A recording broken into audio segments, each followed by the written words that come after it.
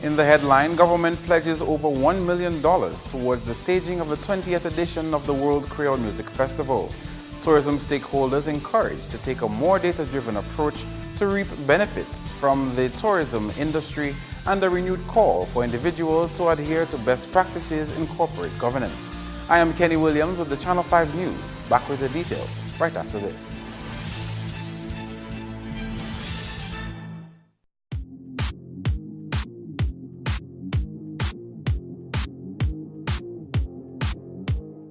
Thank you for staying with us. First up, the government of Dominica has committed over $1 million towards the staging of the 20th edition of the World Creole Music Festival.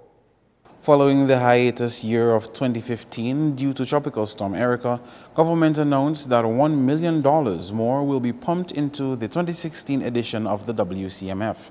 At the launching of the 2017 Creole Festival lineup on Thursday, Tourism Minister Robert Tung revealed that government's contribution to this year's staging of the festival will reflect the same increased amount of last year. We need to use our entrepreneurial spirit and creativity to build links with the festival and ensure that we are able to benefit from this great experience. It is within this context that the government has significantly increased the investment in this event. Last year, it was increased by $1.7 million. Again, the government has seen the impact and the relevance of this event, has continued to support the same amount. So this year, it has allowed us again to ensure that we can take the festival to the standard that you have gotten used to last year.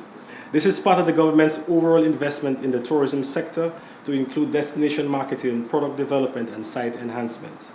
The minister also said the festival is in keeping with government's attempts to boost the number of visitors to the island during the Creole season so that it surpasses previous years. The World Creole Music Festival has a strong pull and creates significant economic activity in Dominica for all. In 2016, over 6,000 visitors came to our shores in the 1 week preceding the World Creole Music Festival. In previous years, statistics indicated that between 3,000 to 5,000 individuals visited to Dominica, spending millions of dollars in our economy. So over the last year, we were able to achieve over 1,000 additional persons coming to our shores. And you can well imagine how much each person spends when they come to Dominica. So many of us benefit in one way or the other. Previous value for money audits have indicated an economic contribution return of up to 7 to 9 times what the government spends. The 20th edition of the World Creole Music Festival is scheduled to run from 27th to 29th October. Meantime, Chief Cultural Officer Raymond Lawrence says Dominica needs to continue to invest in its culture to provide a more rounded tourism product.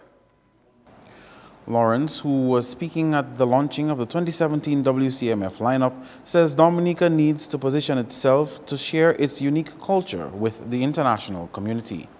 We have a colorful and distinct brand of Creole in Dominica that we need to continue to invest in.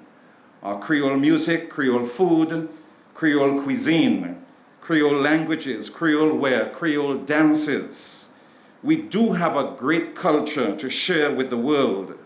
So when the visitors arrive, let us all help them to experience our brand of Creole and help make their stay a very memorable and enjoyable one. The Chief Cultural Officer pointed out that culture can be used hand in hand with tourism to generate significant revenue in Dominica. There are many aspects of culture, as in the case of cultural industries, which generate income and have the potential for earning even more income.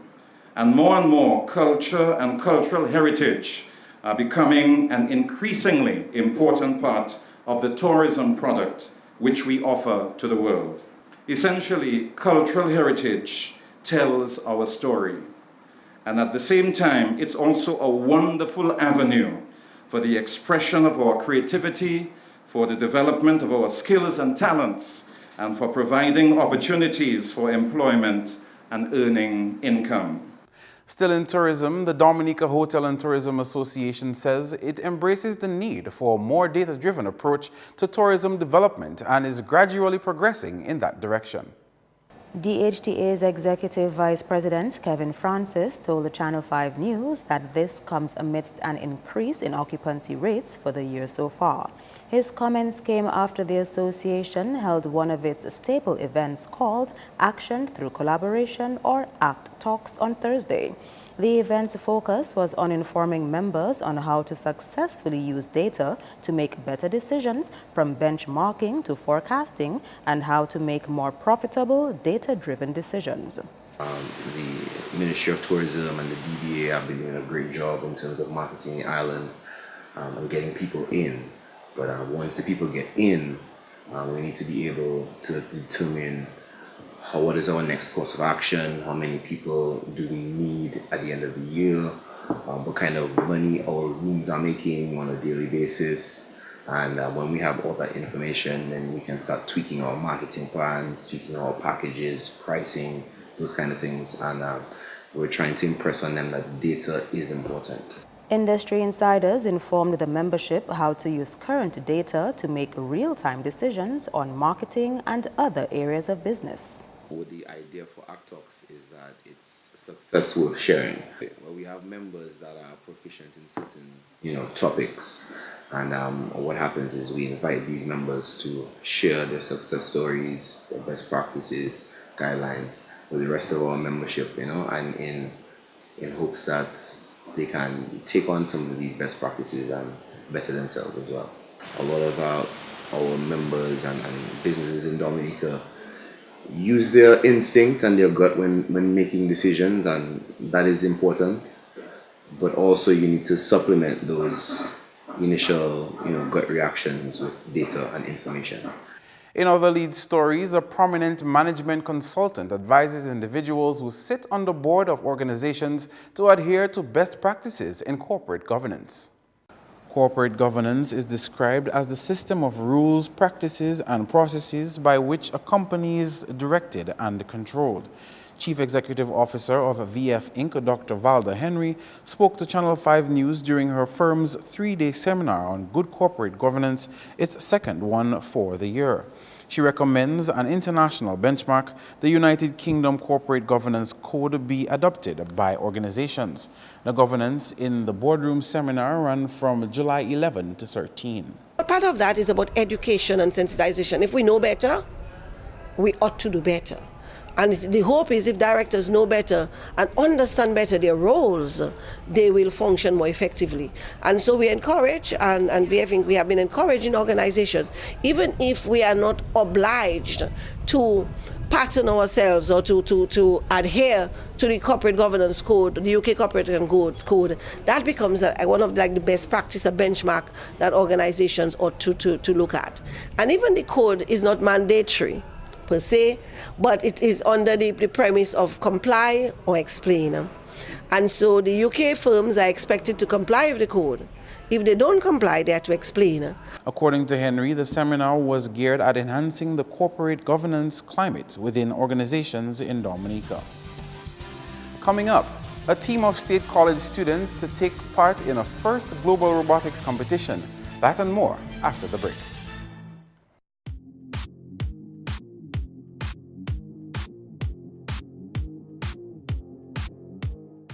Welcome back. The annual Summer Teachers Workshop of the Dominica Association of Teachers will take a new twist this year when it commences on Monday, 17th July at the Newtown Primary School.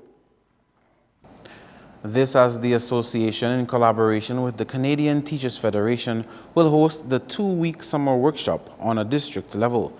Schools in the Southern District will be the focus this year. Rather than open it up to everybody in the all the teachers in the Commonwealth of Dominica from all the education districts, we are going to concentrate on the Southern District. So we are going to, that would include the schools in the valley, primary schools in the valley, the secondary school in Grand Bay, and then all the primary schools in the south, and also the early education institutes. Nicholas pointed out that centering on one district will have a greater impact on the learning institutions in that area.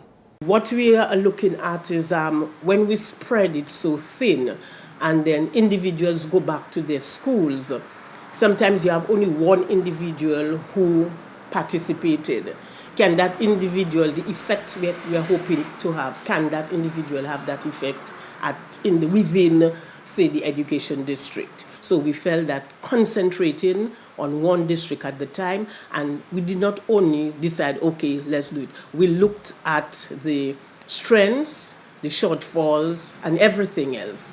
A social justice issue and curriculum implementation are among the areas for discussion at the teachers' workshop. We are going to look at inclusive classrooms.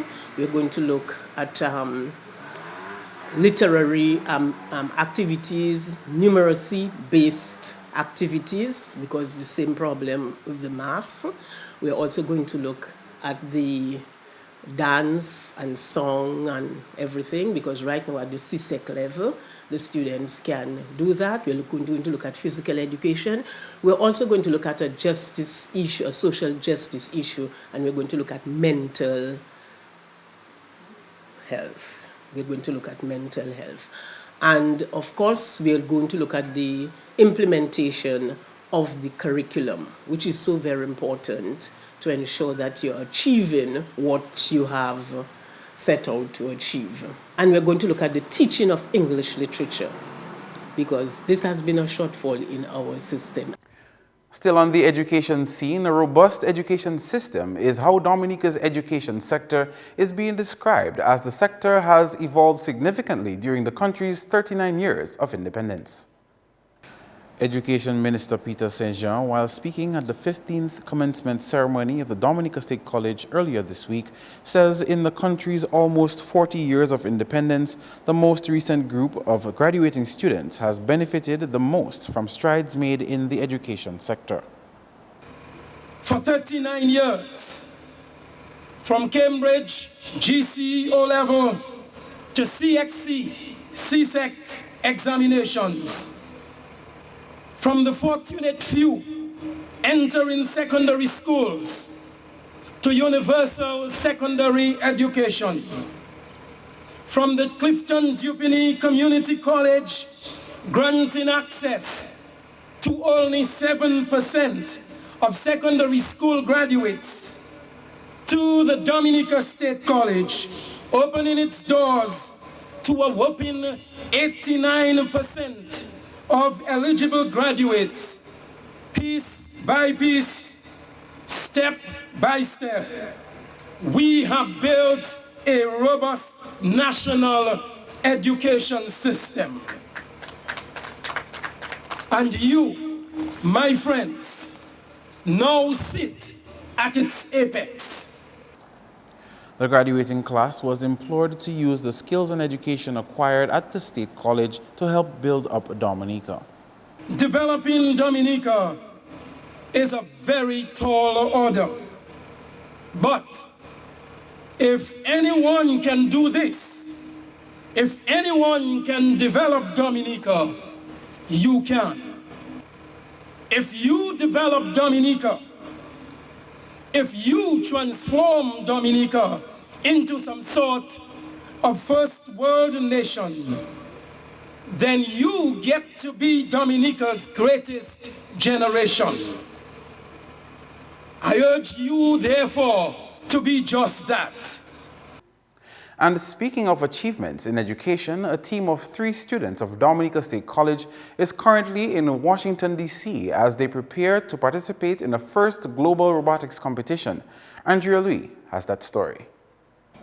First Global is a U.S.-based not-for-profit charity which organizes annual international robotics challenges to ignite a passion for science, technology, engineering, and mathematics, STEM, among the youth around the world. Registrar of the Dominica State College, Dr. Shyla Esprit, says this is the first time that a team from Dominica is participating in the event. They actually wrote to us and asked for more smaller developing countries to participate. They had a goal to sort of expand their reach so that they could get at least 80 countries participating from around the world. And this would be the first time for Dominica as well as a few other OECS islands. So we were keen on participating, and we were very happy to have the support of the college and also of NTRC and the First Global themselves, who provided some financial support for our team to be able to make this really life-changing trip for the students. The team consists of Shanae Edwards, a mechanical engineering major, Araya Xavier, a biology and a physics major, and Kyle Paul, a computer science major. Dunstan Ducre of the computer science department is the accompanying lecturer on the trip. And their preparation was really intense. They worked almost every Saturday for several months on the robot, and they had to do everything. They got a kit with parts and had to think of design. They had a goal and criteria for what the final product had to do. And so their goal was to work on both design and the functionality of the robot in order to meet the goals of the competition. The expertise on the team is really interesting, and they're bringing together the best of all the different parts of their STEM knowledge in order to make it happy. So I am confident that they will do extremely well and really hope that they win on behalf of the college. The team will participate in a series of events which runs from 16th to 18th July. Andrea Louis, Channel 5 News. That's news, your sports highlights. Next.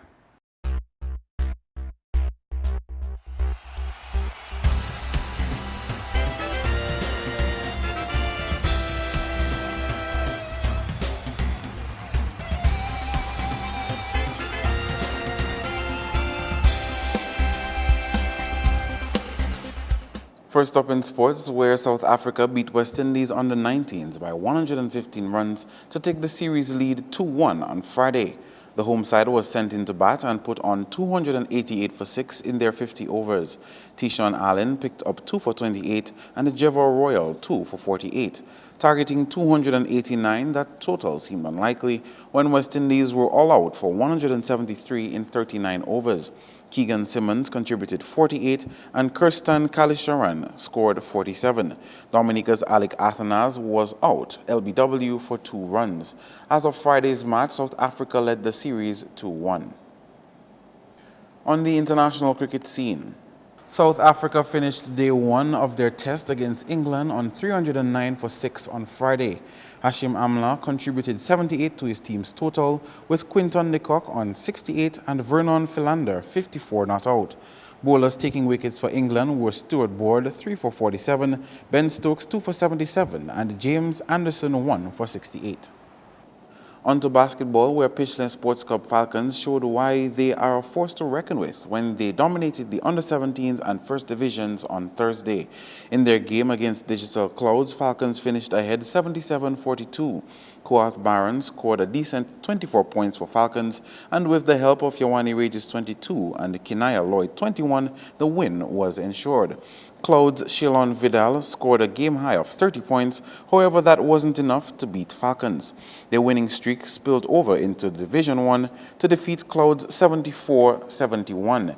Top scorers for Falcons were Jaden Laura, 35 points, and Yolani Regis, 17.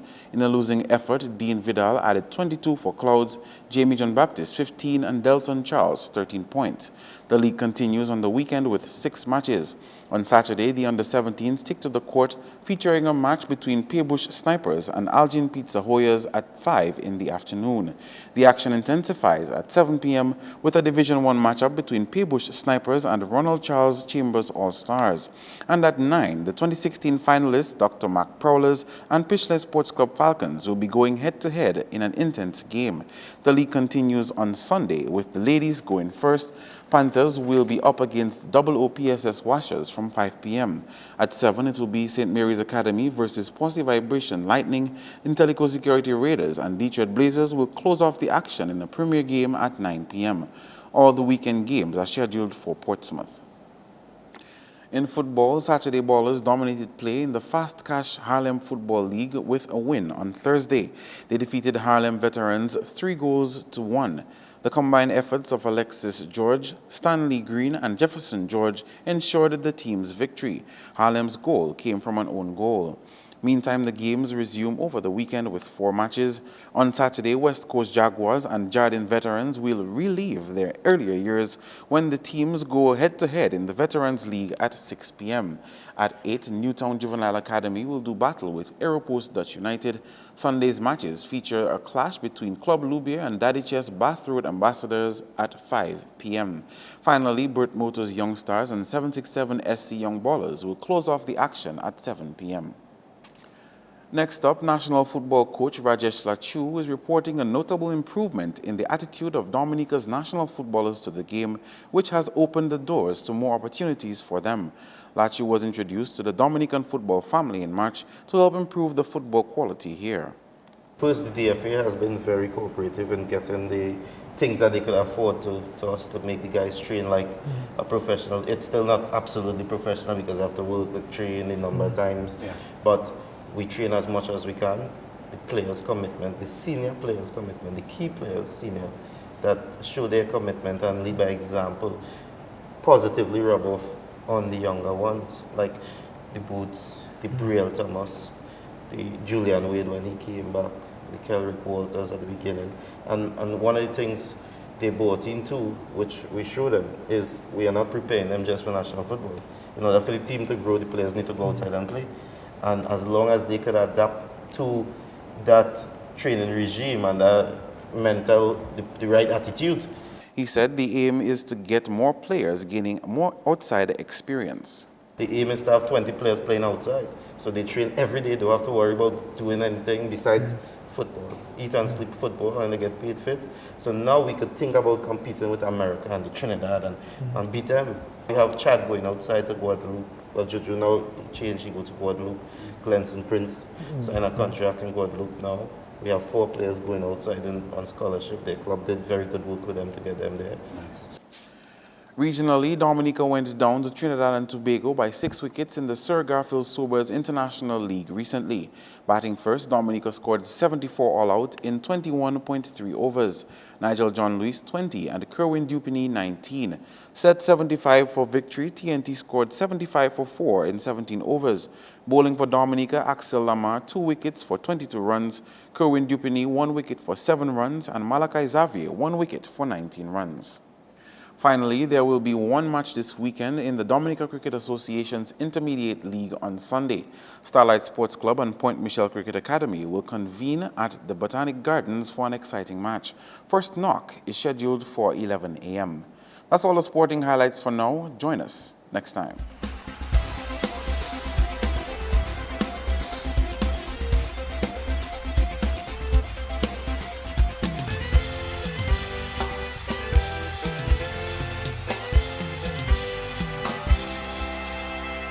Stay tuned for your weekend weather forecast.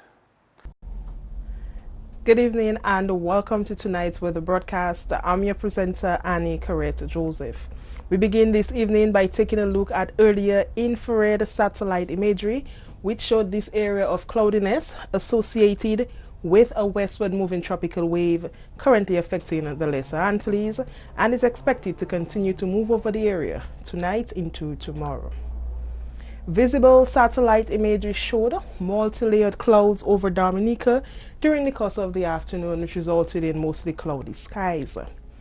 Radar imagery indicated some shower activity over the Lesser Antilles this afternoon. Conditions for tonight: partly cloudy to cloudy skies, hazy and breezy conditions with some scattered showers. Tomorrow, cloudy skies at first, becoming fair to partly cloudy skies, hazy and breezy conditions with some scattered showers as the day progresses. Persons in areas prone to flooding, landslides, and falling rocks, you are advised to be vigilant and to exercise caution. Sea conditions: moderate in open water with waves up to 7 feet.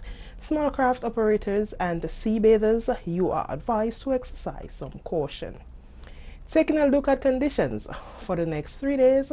Again, tomorrow, Saturday, cloudy skies with some showers at first, becoming fair to partly cloudy, hazy and slightly breezy with some scattered showers as the day progresses.